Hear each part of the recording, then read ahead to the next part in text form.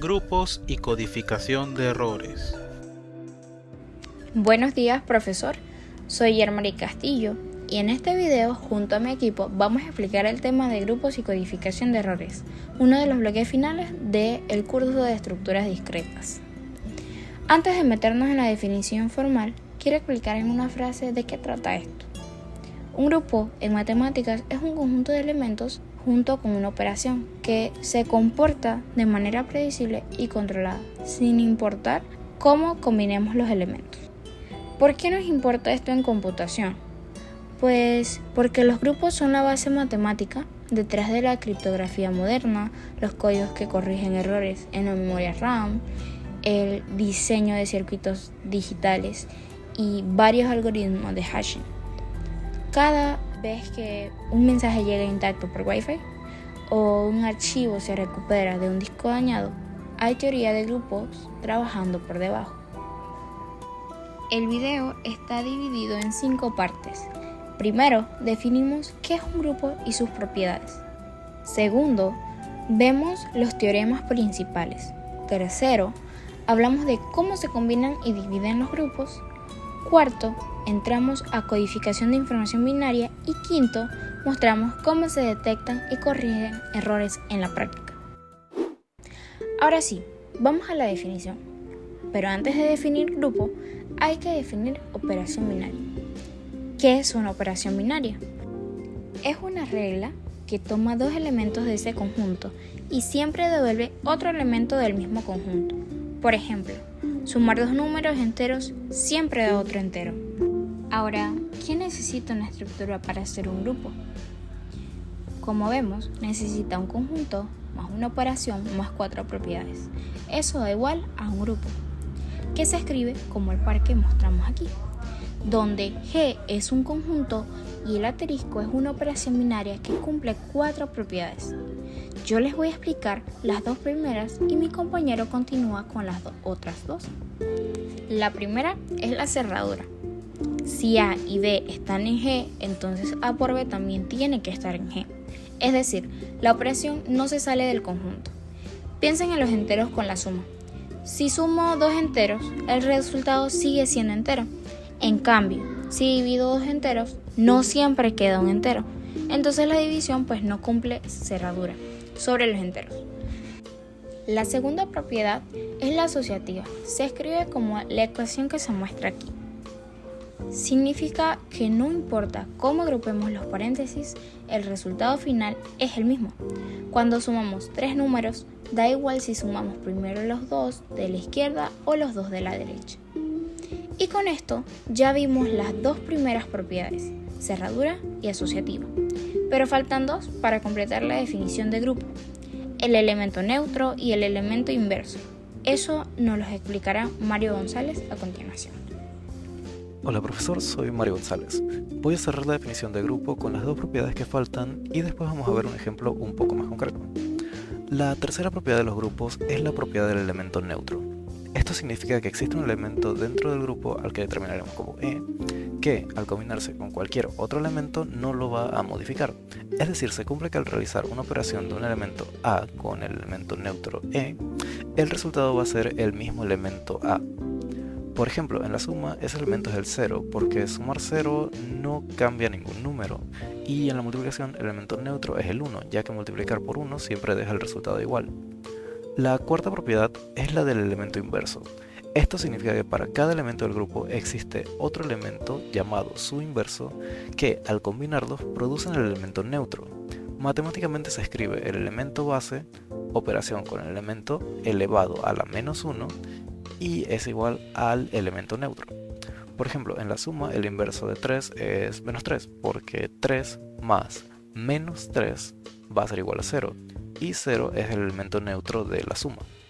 Con esto tenemos las 4 propiedades completas: cerradura, asociatividad y los elementos neutro e inverso. Cuando además se cumple que una operación de un elemento A con un elemento B es igual a la operación de un elemento B con un elemento A, el grupo se llama abeliano o conmutativo. Aunque no todos los grupos son abelianos, los ejemplos a continuación sí lo serán. Ahora, para no quedarnos solo en teoría, vamos a verificar con un caso real. El ejemplo es el siguiente. Queremos comprobar si z sub 4, que es el conjunto de los enteros módulo 4, es decir, 0, 1, 2 y 3, junto con la suma módulo 4, forma un grupo. Empecemos armando la tabla de Cayley. La idea es sencilla. En cada casilla ponemos el resultado de sumar el elemento de la fila con el elemento de la columna. Recordando que como estamos en módulo 4, si el resultado se pasa de 3, le restamos 4 para que vuelva a caer dentro del conjunto. Por ejemplo, en la fila del 1, cuando llegamos a 1 más 3, nos da 4, pero al restarle 4, eso equivale a 0. En la fila del 2 también lo mismo, al llegar al 3, 3 más 2 nos da 5, y al restar de 4, eso es igual a 1. Ahora revisemos las propiedades. Primero vamos con cerradura. Si miramos toda la tabla, todos los resultados están dentro de 0, 1, 2 y 3. Ninguno se sale, así que se cumple. Segundo, tenemos la asociatividad. La suma módulo 4 hereda la asociatividad de la suma normal en los enteros. No necesitamos probar los 64 casos posibles, basta con explicar que se hereda de la suma común, por lo que también se cumple. Tercero, el elemento neutro. Mirando la primera fila y la primera columna, el 0 no altera a nadie. Sumar 0 a cualquier elemento devuelve siempre el mismo elemento, entonces el elemento neutro es 0 y se cumple con esta propiedad. Falta verificar el elemento inverso de cada elemento y para cerrar con los teoremas de los grupos, les paso el turno a mi compañero Juan Jaramillo. Buenas, mi nombre es Juan Jaramillo y yo voy a cerrarle el ejemplo del Z4 con la última propiedad y después nos iremos a los teoremas más importantes de grupos. La última propiedad, ¿verdad?, que nos faltaba verificar era el elemento inverso. Recordemos que buscamos para cada elemento otro que al operarlo con él nos dé el neutro, que en este caso es 0. Si observamos el siguiente diagrama, vamos a ir uno por uno. El inverso de 0 es el mismo 0, porque 0 más 0 es igual a 0. El inverso de 1 es 3, porque 1 más 3 es 4 y módulo de 4, eso es 0. El inverso de 2 es el propio 2. ¿Por qué? Porque 2 más 2 es igual a 4 y módulo de 4 es 0. El inverso de 3 es 1, porque 3 más 1 es igual a 4 y módulo de 4 es 0. Es decir, que cada elemento tiene su inverso dentro del conjunto, por lo cual es una propiedad cumplida. Como conclusión del ejemplo, decimos que Z4 con la suma de módulo 4 cumple las 4 propiedades, así que sí es un grupo. Además, si miramos la tabla de Cayley, es simétrica respecto a la diagonal principal, lo que significa que A por B es igual a B por A. Entonces es un grupo abeliano. Ahora vamos a los teoremas. Los teoremas son consecuencias que se pueden demostrar a partir de la definición de grupo y son útiles porque nos dicen cosas que siempre son ciertas sin importar el grupo específico. Vamos con el teorema 1. Se llama elemento neutro es único. Dícese así: en un grupo no puede haber dos neutros distintos. La demostración es relativamente fácil. Si tuviéramos dos neutros E1 y E2, por decirlo de esa manera, al operarlos E1 por E2 tendría que ser igual a E1, porque E2 es neutro, y también igual a E2 porque E1 también es neutro. Entonces E1 es igual a E2, solo hay uno. Teorema 2. El elemento inverso es único. Dice que cada elemento del grupo tiene un único inverso, nunca va a haber dos distintos. Teorema 3, la ley de la cancelación. Si A por B es igual a A por C, entonces B va a ser igual a C, lo cual podemos simplificar el mismo elemento en ambos lados. Esto es posible porque tenemos inversos. Además, hay dos conceptos claves. El primero es el orden de un grupo, que es la cantidad de elementos que tiene. El orden de Z4 es 4. Ahora, si vemos este siguiente diagrama, el segundo concepto es el de subgrupo. Un subgrupo es un subconjunto de G que, con la misma operación, también cumple con las 4 propiedades del grupo. Es un grupo dentro de otro grupo. Por ejemplo, si decimos que dentro de Z4 el conjunto 0,2 con suma módulo 4 también es un grupo, así que es un subgrupo de Z4. Bueno, ya decimos que es un grupo, ya sabemos que es un grupo, qué propiedades nos garantiza y qué es un subgrupo. Ahora, la pregunta que hay que hacernos es: ¿qué pasa cuando combinamos varios grupos entre sí o los dividimos? Con esto continuará mi compañero Adrián Rosales. Hola, soy Adrián Rosales. Voy a explicar cómo se combinan grupos entre sí y cómo se dividen en partes más pequeñas. Empecemos con el producto directo. Si tenemos dos grupos G y H, podemos formar un nuevo grupo llamado G por H, el cual está construido con pares ordenados donde cada elemento del nuevo grupo es un par GH. La operación se hace por componentes, G1 y H1 por G2, H2, donde operamos las primeras componentes con la operación de G, es decir, G1 por G2, y las segundas con la operación de H, H1 por H2.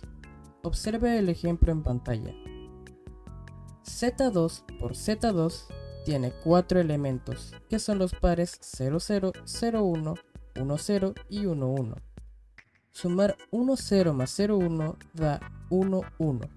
Esto porque 1 más 0 es igual a 1 en la primera componente y 0 más 1 es 1 en la segunda. Ahora las clases laterales. Cuando tenemos un subgrupo H dentro de un grupo G, podemos formar conjuntos llamados clases laterales. La clase lateral de un elemento A es A por H, que es el conjunto formado por A operado con cada elemento de H. Estas clases parten el grupo en bloques del mismo tamaño. Un subgrupo se llama normal cuando sus clases laterales izquierda y derecha coinciden. Cuando esto pasa, podemos formar el grupo cociente G sobre H, que es el conjunto de todas las clases laterales de H con una operación heredada de la G. Veamos un pequeño ejemplo.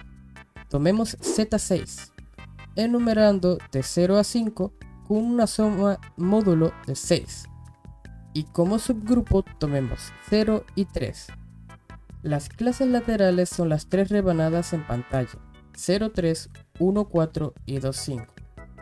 Tres clases, cada una con dos elementos. Esas tres clases son los elementos del grupo cociente Z6 sobre 0,3. Y hay un dato importante. El teorema de Lagrange dice que el orden de cualquier subgrupo divide exactamente al orden del grupo. En este ejemplo, el subgrupo tiene dos elementos y el grupo 6. Efectivamente, 2 divide a 6. Toda estructura algebraica no es solo teoría abstracta, es exactamente la base matemática que usan las computadoras para codificar y proteger la información binaria. Con esto sigue Andrés Paredes. Hola, soy Andrés Paredes. Ahora vamos a la parte aplicada del tema, cómo se codifica la información binaria y cómo se detectan errores cuando se transmite. Codificar información significa transformar un mensaje en una secuencia de bits, es decir, ceros y unos, siguiendo un conjunto de reglas fijas. A esas reglas les llamamos un código. ¿Por qué se producen errores al transmitir datos? Simple, puede ser por ruido eléctrico, interferencias, fallos en el hardware o simplemente en la señal. Esto pasa tanto en cables como en comunicación inalámbrica. Un bit puede llegar cambiado sin que nadie se lo pida. Para trabajar con esto existe un concepto llamado distancia de Hamming. Es simplemente el número de posiciones en las que difieren dos cadenas binarias del mismo largo. Por ejemplo, entre 1011 y 1001 solo cambia el tercer bit, así que la distancia es 1. Una técnica sencilla para detectar errores es el bit de paridad. Es un bit extra que se agrega al mensaje para que la cantidad total de unos sea siempre par. Cuando el receptor recibe el mensaje, cuenta los unos. Si la cuenta no da par, sabe que algo se dañó. Y aquí es donde conecta con lo que vimos antes. El conjunto de todas las palabras código válidas forma un subgrupo dentro del grupo de todas las cadenas de n bits con operación SOR, es decir, suma módulo 2. Toda la teoría de grupos que vimos anteriormente a lo largo de este video se aplica directamente aquí. Bien, ahora vamos al ejemplo 2.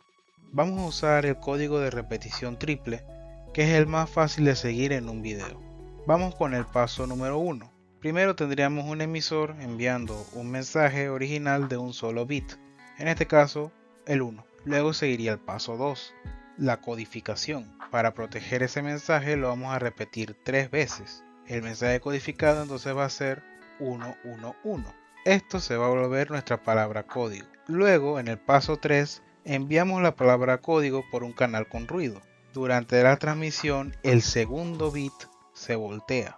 El receptor recibe 101 en lugar del 111 original.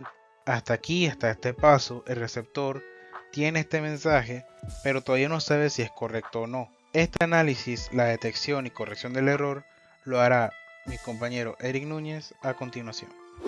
Hola, soy Eric Núñez y voy a cerrar el ejemplo 2 y después le cuento dónde aparece todo esto en la vida real.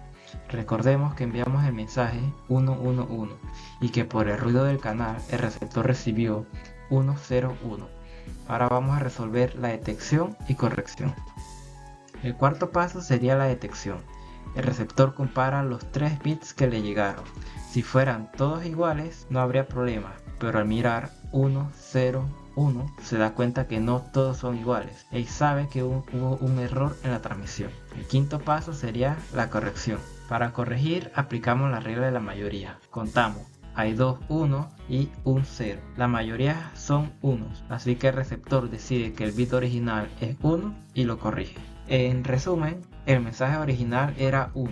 Se codificó como 111 para protegerlo durante la transmisión, pero el canal introdujo ruido y el receptor lo recibió como 101. En ese momento entra en acción el mecanismo de detección y corrección. Al comparar los 3 dígitos, observa que no todos son iguales, lo que indica que hubo un error. Luego se aplica la regla de la mayoría y como hay 2 números, 1 frente a un 0, el resultado final vuelve a ser 1. Así logramos recuperar exactamente el mensaje original, demostrando el poder de un código de corrección de errores. Y vale la pena subrayar que este código funciona gracias a las estructuras de grupo que se forma con palabras válidas. En caso del código de repetición triple, las cadenas como lo son 111 y 000 constituyen un subgrupo dentro del conjunto de todas las posibles cadenas de 3 bits. Utilizando la operación o exclusivo como regla de combinación, esta idea no solo se queda aquí. Los códigos Hamming y otros más avanzados parten del mismo principio, solo que incorporan más bits de verificación para aumentar la capacidad de detección y corrección de errores. Aplicación computacional. ¿Dónde se usa todo esto en la vida real? Estos códigos no solo son teorías, sino que aparecen en muchos aspectos de la vida digital. Uno de ellos son las memorias RAM con SC que corrigen errores silenciosamente millones de veces por segundo sin que el usuario lo note. También se utiliza en la transmisión de datos por Wi-Fi, Bluetooth y satélite, donde el ruido en la señal es inevitable y la corrección de errores mantiene la comunicación estable. También se utiliza en lo que son CD, códigos QR y DVD que emplean el esquema Red Solomon, una extensión más potente de estas ideas, lo que permite que un QR siga siendo legible aunque esté rayado o parcialmente tapado. También se utilizan en lo que son las bases de datos y la verificación de integridad de archivos. Gracias a estos mecanismos como lo son checksum y CRC que aseguran que la información no se corrompa. Por último, lo utilizamos en la criptografía moderna, donde los grupos cíclicos son las bases de sistemas como RSA y curvas elípticas, garantizando la seguridad de nuestras comunicaciones. En conclusión, los grupos no son únicamente un tema de álgebra abstracta, en realidad son las bases que aseguran que tu información digital llegue completa y si algo falla en el camino, también se asegure de recuperarla. La estructura predecible de un grupo con sus 4 propiedades fundamentales es lo que hace posible diseñar códigos capaces de detectar y corregir errores de manera automática. A lo largo de este video exploramos lo que es un grupo, sus propiedades esenciales, los teoremas más importantes, cómo se combinan y se dividen y finalmente cómo esta teoría se aplica directamente a la protección de información binaria. Gracias por acompañarnos durante todo este video. A continuación compartimos la referencia que utilizamos para preparar este trabajo.